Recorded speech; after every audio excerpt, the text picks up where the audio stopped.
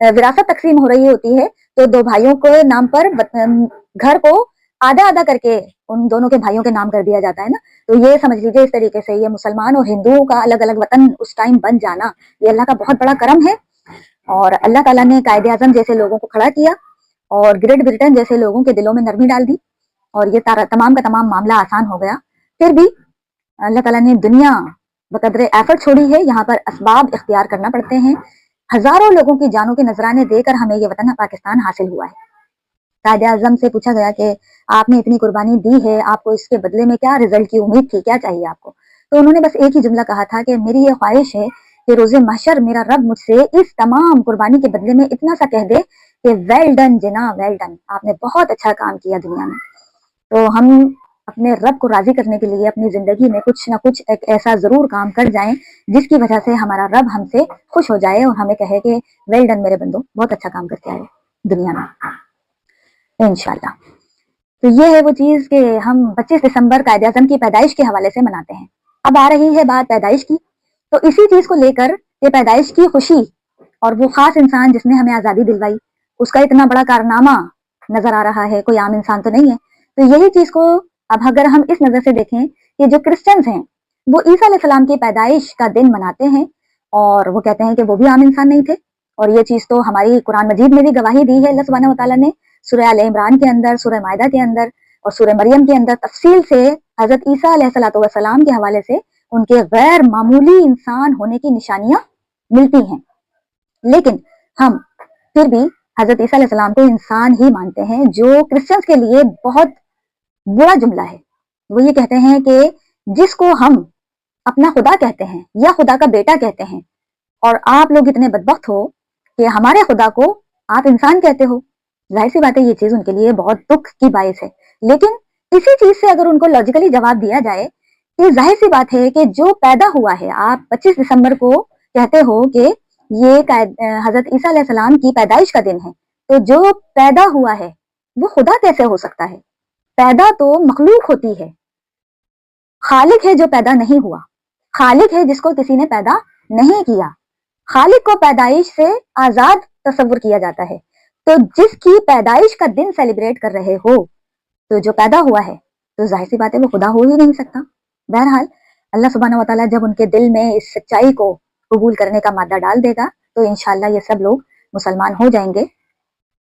और ये नबी करीम सल्लल्लाहु अलैहि वसल्लम की हदीस मुबारका की रोशनी में जिक्र कर रही हूँ। उसका मफहूम कुछ इस तरीके से है कि आप सल्लल्लाहु अलैहि वसल्लम ने जिस तरह कुर्ब क़यामत में आने वाले कुछ 10 बड़े निशानियों का जिक्र किया है, उसमें से एक ये जिक्र भी है कि कुर्ब क़यामत में हजरत ईसा अलैहिस्सलाम इस रूह ज़मीन पर आएंगे और वो फिर दीन की तबलीग करेंगे और नबी करीम सल्लल्लाहु अलैहि वसल्लम की शरीयत के मुताबिक लोगों को हुक्म देंगे और जिजिया मौकूफ कर देंगे, स्लेब को तोड़ देंगे और खिंजीर को कत्ल कर देंगे और तमाम दुनिया में इंसाफ और अदल का हुकूमत कायम हो जाएगी।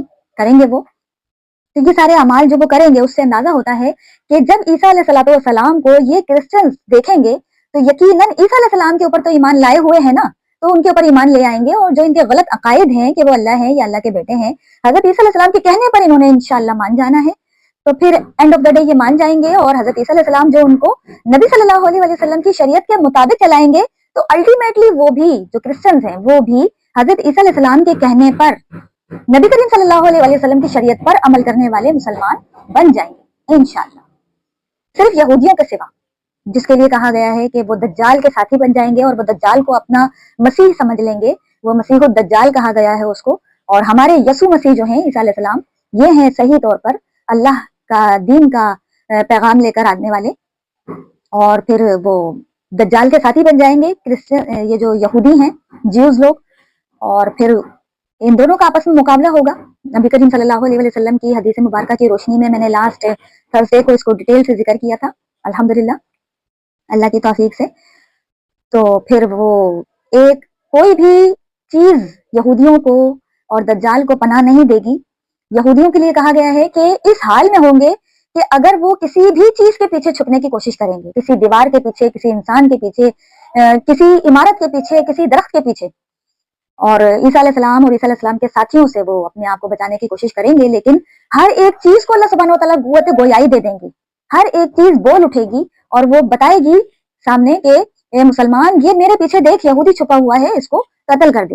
लेकिन याद रहे कि ये मैदान जंग की बात है, ऐसा नहीं है कि घरों में घुस घुस के मारने की इजाजत है, नहीं, कत्लेआम नहीं हो रहा होगा। जो मैदान में मुकाबला करने के लिए आ जाएगा ईसा अलैहिस्सलाम और उनके साथियों के खिलाफ, तो उनके बारे में कहा गया है कि उन यहूदियों को पनाह देने के लिए कोई चीज पनाह देने को तैयार नहीं होगी सिवाय गरकत के दरख्त के सिवा। गरकत का जो दरख्त है वो एक झाड़ी टाइप होता है, उसके पीछे छुप जाने के लिए काफी गुंजाइश होती है, तो वो यहूदियों का दरख्त है, उसको कहा जाता है। और यहूदी उस दरख्त की बड़ी भारी तादाद में काश्तकारी भी कर रहे हैं, उसको उगा रहे हैं, और उनको अंदाजा है कि यही हमें पनाह देने वाली है हजरत ईसा अलैहिस्सलाम से।